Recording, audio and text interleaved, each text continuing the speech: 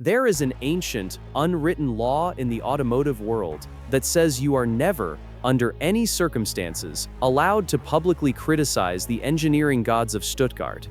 For over 6 decades, the Porsche 911 has been treated by journalists, collectors, and racetrack purists as an absolute, untouchable holy grail of mechanical engineering. We are told with absolute religious certainty that every single new generation is a flawless, divine step forward that renders the previous model completely obsolete. But today, we are going to commit absolute automotive blasphemy and say the exact thing that everyone is thinking but nobody has the courage to admit out loud.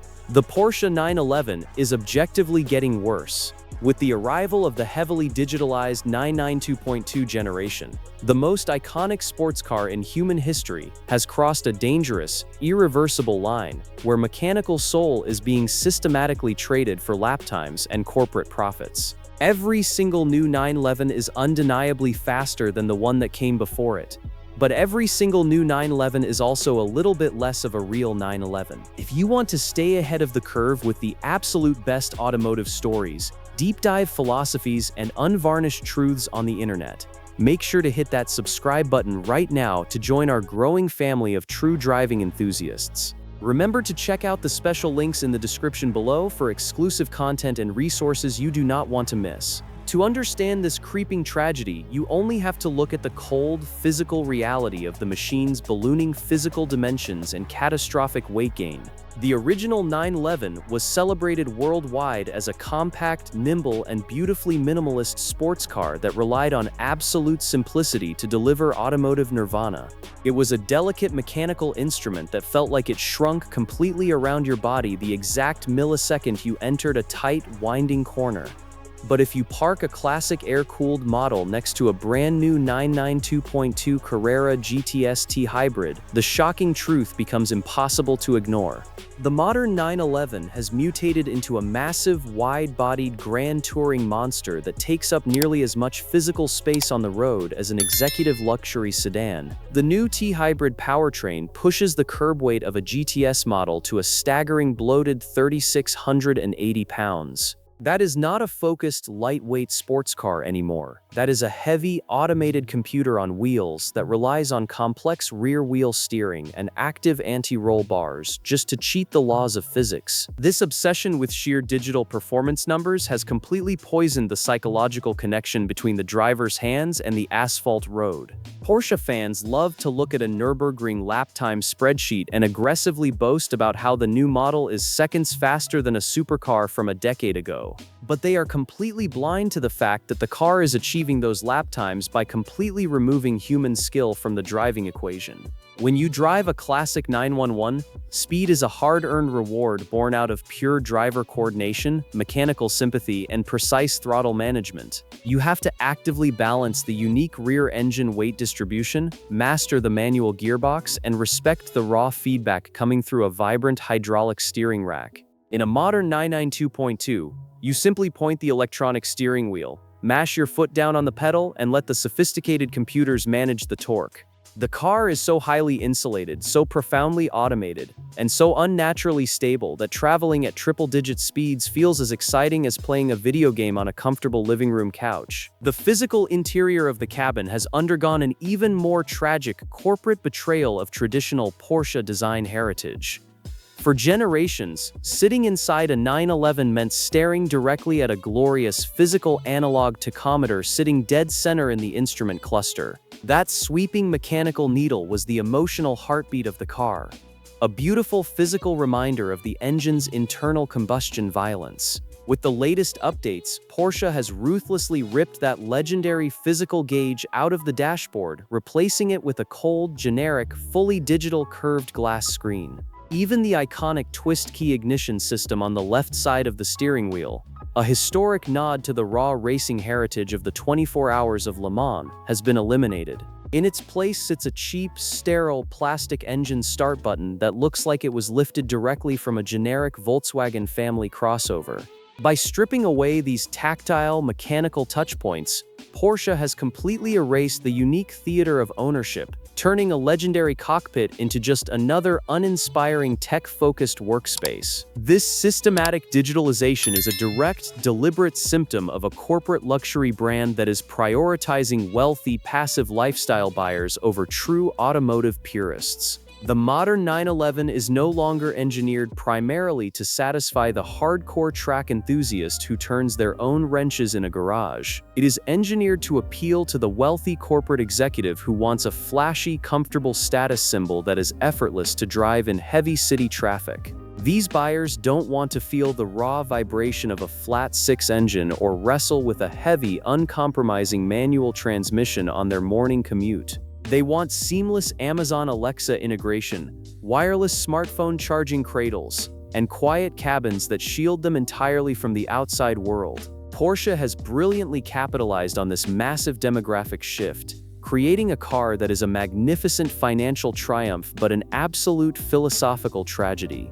They are selling the nostalgic illusion of a raw sports car heritage while delivering a highly sanitized, heavy grand tour built for the masses. This brings us directly to the most offensive, completely unjustifiable aspect of the modern 911 ecosystem: the astronomical price inflation. The barrier to entry into the 911 club has skyrocketed into a territory of pure corporate greed that completely locks out the everyday enthusiast. A base model 992.2 Carrera now carries a starting price tag that pushes past $122,000 before options. If you want the electrified performance of the new Carrera GTS Hybrid, you are looking at a baseline price of over $166,000. And anyone who has ever tried to order a Porsche knows that the base price is a complete corporate fiction designed to lure you in. By the time you add basic luxury options like a leather interior, desirable paint colors, and standard performance options, the price easily balloons by an extra $30,000. Porsche has successfully transformed the 911 from an accessible, everyday sports car into an elitist luxury asset class reserved exclusively for the ultra-wealthy. What makes this financial greed even worse is the toxic, artificial dealership ecosystem that controls the allocation of these high-priced machines. Even if you have the immense financial capital required to purchase a high-end variant like a GT3 or a Turbo, you cannot simply walk into a dealer and buy one. Dealerships routinely demand massive five-figure market adjustments or force buyers to purchase multiple depreciating luxury SUVs just to get on a waiting list. The entire community surrounding the modern 911 has shifted away from a passion for mechanical engineering and track driving, mutating into a toxic circle of financial speculation. People are buying these cars not to experience the raw joy of a high-revving flat-six engine on a winding mountain road, but to park them in climate-controlled garages as speculative financial investments. The modern 911 has become a rolling tech stock portfolio, an ostentatious badge of wealth rather than an authentic tool built for driving enthusiasts. This intense decline in raw analog character is precisely why the internet comment sections are about to turn into an absolute unhinged war zone over this video. Spreadsheet warriors and modern supercar fans will aggressively attack this thesis by screaming about track performance metrics and quarter-mile times. They will claim that the hybrid technology is an engineering marvel and that change is an inevitable, necessary evolution to survive strict global emissions laws. But those data-driven defenders are completely missing the entire soul of why humanity fell in love with sports cars in the first place. If pure speed and cold numbers were the only things that mattered, we would all be driving silent, autonomous electric appliance pods that do 0 to 60 in 2 seconds. Driving a real sports car is supposed to be a challenging, deeply visceral, and emotional experience that actively tests your human limitations and coordination. When you make a machine so technologically advanced that it can go fast with a completely brain-dead driver at the wheel, you haven't perfected the sports car, you have completely killed it. Ultimately, the systematic decline of the 911 serves as a tragic, undeniable warning sign for the entire automotive industry. If the absolute king of sports car preservation can succumb to the corporate pressures of weight gain, over-digitalization, and extreme price inflation, then no mechanical legend is safe. We are rapidly heading into a clinical, automated future where true mechanical honesty and pure analog feedback will be locked entirely behind a multi-million-dollar paywall of classic collector auctions. The modern 911 stands as a brilliant, terrifying masterclass in engineering optimization, but it is no longer a temple for the purest soul. It is a heavy, bloated monument to corporate luxury, an incredibly fast machine that has slowly forgotten the exact mechanical magic that made it famous. Do not let the shiny digital screens and the marketing hype blind you to the truth of what has been lost in translation. So, let's start the ultimate battlefield of a debate right now in the comments section below. Do you agree that the Porsche 911 is objectively getting worse, heavier, and far too expensive? Or do you believe the 9922 generation is a necessary masterpiece of modern engineering? Is the death of the analog tachometer a minor update or an absolute betrayal of historic sports car heritage? Let me know your unfiltered thoughts, angry disagreements, and personal experiences below, and let's get this comment section absolutely moving. Before you head out to defend your favorite generation of the 911, don't forget to hit that subscribe button to join our growing automotive family. Give this video a big thumbs up if you believe mechanical soul matters infinitely more than electronic lap times, and check out the special links in the description below for exclusive content you do not want to miss. Drop the top, drop a gear, and always remember what it feels like to truly drive. Take care, and we will see you in the next deep dive into automotive history and mechanical controversies.